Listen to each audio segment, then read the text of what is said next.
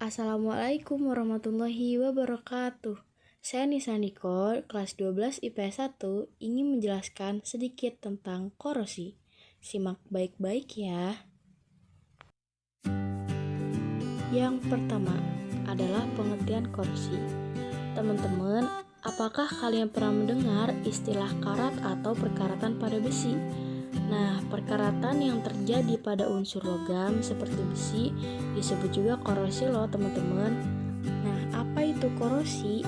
Korosi adalah perubahan logam secara fisika maupun kimia akibat hilangnya fungsi mekanis logam tersebut. Logam seperti besi bisa mengalami korosi jika bersentuhan dengan senyawa asam, air, dan mengalami perubahan suhu dalam jangka waktu yang cukup lama dan berlangsung secara terus-menerus. Selanjutnya, proses terbentuknya korosi. Proses terjadinya korosi merupakan proses elektrokimia. Elektrokimia adalah proses terjadinya reaksi redoks atau reduksi oksidasi secara spontan. Contohnya yaitu korosi pada besi akan membentuk oksidasi besi. Besi akan teroksidasi oleh oksigen dari udara dan akan membentuk korosi. Persamaan reaksi yang berlangsung adalah sebagai berikut. Kita bisa lihat pada gambar yang sudah saya cantumkan. Selanjutnya ada faktor-faktor yang mempercepat korosi. Faktor-faktor yang mempercepat korosi ada 4 faktor. Yang pertama adalah air dan kelembapan udara. Air dan kelembapan udara memegang peranan penting pada proses terjadinya korosi. Semakin tinggi kadar uap air di sekitar logam, semakin mudah juga logam mengalami korosi. Jika logam berada di daerah yang memiliki kadar air yang rendah, seperti contohnya di gurun, proses terjadinya korosi akan berjalan lebih lambat. Oleh karena itu, simpanlah besi-besi di rumahmu di tempat yang kering dan tidak lembab agar besi tidak mudah berkarat. Yang kedua ada elektrolit. Elektrolit merupakan tempat atau media yang menjadi tempat berlangsungnya transfer muatan. Hal itu mengakibatkan oksigen di udara lebih mudah mengikat elektron. Contohnya adalah air hujan yang bersifat asam dan air laut yang bersifat asin mampu menjadi media pemercepat korosi. Tak heran jika besi-besi yang ada di lingkungan pabrik lebih cepat mengalami korosi karena terkena paparan senyawa asam. Yang ketiga adalah permukaan logam yang tidak rata. Ternyata bentuk permukaan logam juga berpengaruh pada kecepatan korosi loh teman-teman. Logam yang permukaannya tidak rata akan mudah mengalami korosi. Mengapa?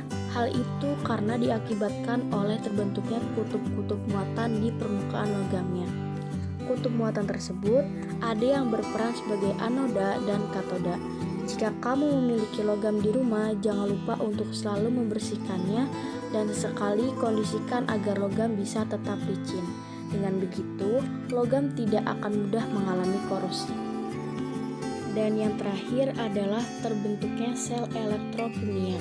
Terbentuknya sel elektrokimia ini dilatar belakangi oleh adanya dua permukaan logam yang saling bersinggungan. Jika permukaan logam yang bersinggungan memiliki perbedaan potensial elektro, maka akan terbentuknya sel elektrokimia.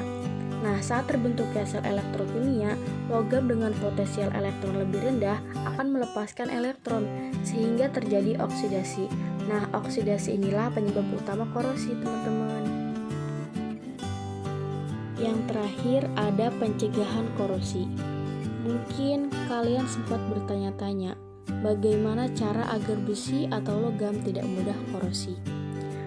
Mengingat banyak sekali peralatan di sekitar rumah menggunakan besi atau logam, contohnya yaitu pintu gerbang. Kamu tidak perlu khawatir, inilah cara mencegah agar besi atau logam tidak mudah korosi. Salah satunya yaitu dengan membuat lingkungan di sekitar logam bebas oksigen, yaitu mengalirkan gas karbon dioksida.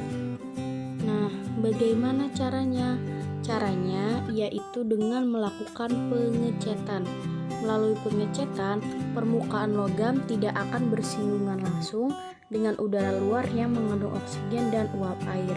Dengan demikian, logam tidak akan mudah mengalami korosi. Nah, itulah tadi pengertian korosi, faktor-faktor yang mempercepat korosi, proses terbentuknya korosi, dan juga pencegahan korosi. Mungkin itu saja yang bisa Nisa sampaikan. Semoga ilmunya bermanfaat. Kurang lebihnya mohon maaf. Wassalamualaikum warahmatullahi wabarakatuh. Bye-bye.